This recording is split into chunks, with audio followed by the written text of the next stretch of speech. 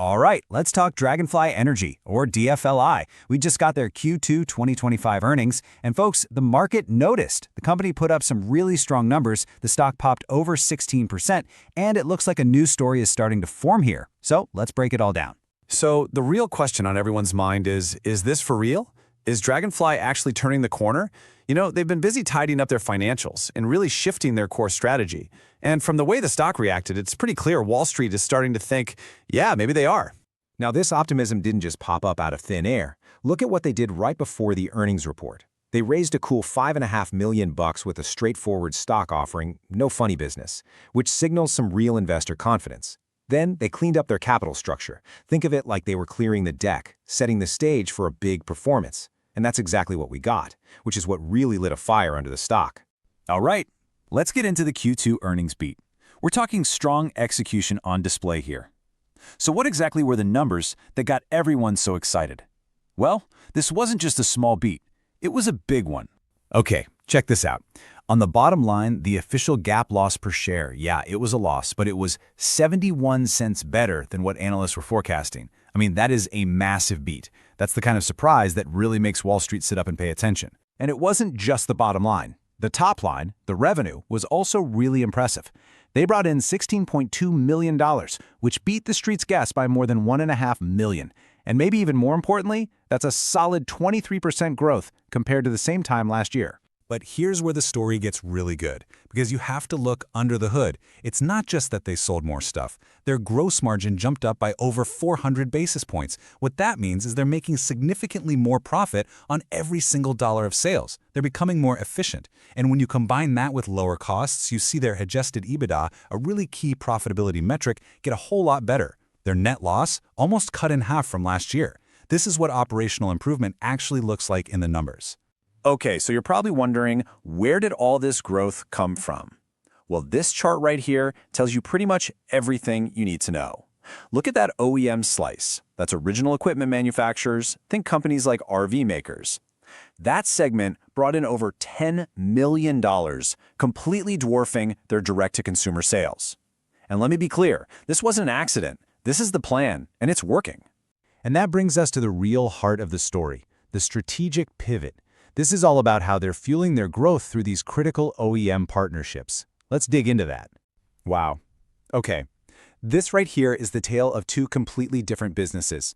Just look at the contrast. OEM sales absolutely exploded, up over 50% from last year. Meanwhile, their old direct-to-consumer business, it's down 9%, kind of struggling with the broader economy. This shows you exactly where they're putting their focus. And man, is it working? And hey, you don't have to take my word for it. The CEO, Dr. Dennis Ferris, said it himself on the call. The growth, he said, was, quote, driven by continued strength from our OEM partners. They're not just selling batteries to these companies anymore. They're getting their tech designed right into the products on the assembly line. That's a much stickier business model. Now we're talking about real, tangible wins here. For example, they just landed a huge partnership with Airstream, the iconic silver trailers. Their tech is going to be a standard feature on some 2026 models. That's a massive deal. The company also pointed out that these partners don't just want a battery anymore. They want the whole package, a complete energy storage solution. And Dragonfly is perfectly positioned to deliver that. Plus, the fact that they're building this stuff right here in the US, in Nevada, is a huge strategic advantage with all the supply chain chaos out there. Okay, so Q2 was fantastic. But what about the road ahead? Let's talk about the outlook. Management was pretty honest about navigating some headwinds, but also pointed to some really exciting catalysts on the horizon. And here's where we need to pump the brakes just a little. When we look at the guidance for Q3, management is calling for about $15.9 million in revenue. The problem is, Wall Street was hoping for something closer to $17.4 million. So that's a bit of a miss. Now, Q3 is usually a bit slower for them, but still, that gap is definitely worth noting. So why the soft guidance? Well, a couple of things are going on. First, one of their big growth areas, heavy-duty trucking, is seeing some delays. It sounds like the big orders from fleets are getting pushed out, so the real financial impact won't hit until the first half of 2026. On top of that, you've got uncertainty around tariffs and the freight market, and that legacy direct-to-consumer business is still expected to be kind of sluggish. So yeah, a few headwinds to keep an eye on, but it's not all caution. There are some serious catalysts that could really drive growth.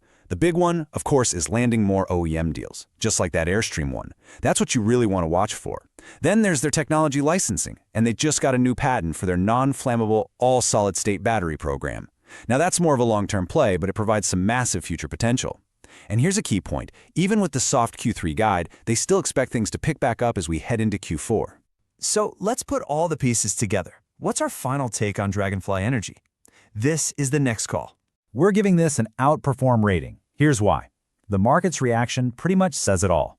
Right now, investors care more about the fantastic execution, the clean balance sheet, and the fact that the OEM strategy is clearly working. They seem perfectly willing to look past some soft near-term guidance because the long-term story just got a whole lot more credible. So here's the trade idea. You're betting on a turnaround play. The whole thesis is that the market is finally rewarding the company for doing what they said they would do, clean up the financials and nail the pivot to OEM. So what could send the stock even higher? New OEM wins are number one, especially if they finally crack that trucking market. And of course, any real progress on that solid-state battery tech would be a huge bonus. Now, what are the risks? It all comes down to execution. If they can't keep this OEM momentum going, or if that trucking downturn lasts longer than we think, this whole story could hit a speed bump. And of course, we have to say it. This is for informational purposes only. This is not financial advice.